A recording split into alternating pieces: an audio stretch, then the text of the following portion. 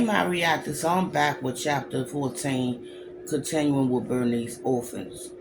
On top of it all, she was still reeling from the shock of seeing Pia laying at St. Vincent's when she dropped off the Romian boy baby. Just thinking about the headache she had for days afterwards was enough to make her stomach turn. When Pia ran towards her at first, Bernice thought the girl had recognized her or remembered her from Fifth Ward. Then she reminded herself that Pia hadn't witnessed the angry words she exchanged with Mrs. Lange, and she certainly didn't know Bernice's real name. Pia had never even made eye contact with her, let alone pay any attention to anyone besides that Duffy boy, who she looked at with dreamy eyes. When Pia wasn't with him or in school or inside her apartment, she sat on the stoop with her nose in a book. Maybe she was wondering where she'd seen Bernice before, but was too upset over the Romian baby to care. Hopefully the threat of a mental evaluation had frightened her enough to make her steer clear if they crossed paths again. She had to admit she felt a twinge of remorse when Pia reacted the way she did, crying out so pitifully when she realized the baby wasn't one of her brothers. But the feeling disappeared as quickly as it came, especially after Pia got cross and screamed at her.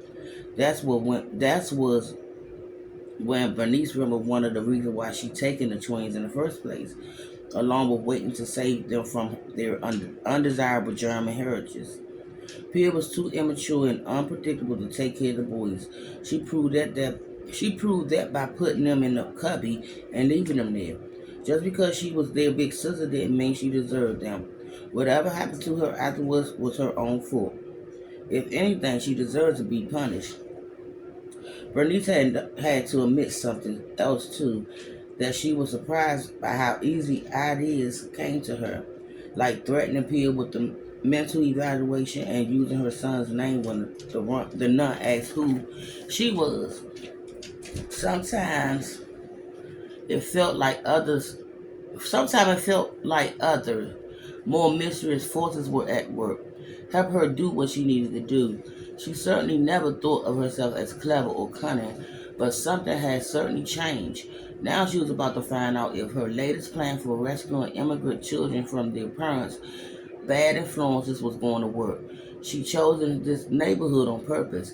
If only someone would answer the door, she'd knock again, starting to get annoyed. Finally, the handle turned and the door opened a few inches. A young, dark-haired woman with brown skin peeped out. Yes, the woman said. Bernice gave her a warm smile. Hello, she said. I'm with the Red Cross collecting donations to help the city orphanage, which, as I'm sure you heard, have become overcrowded with children who lost their parents during the flu.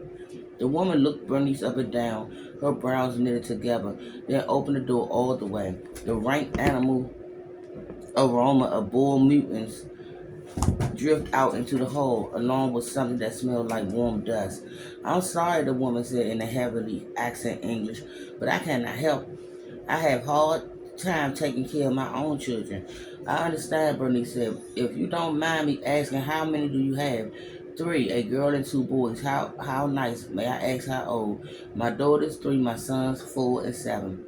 Bernice raised her eyebrows. Oh my, it sounds like you have your hands full. The woman looked slightly puzzled but nodded anyway. I'm Nurse Wallace and your name is Yasmin, the woman said.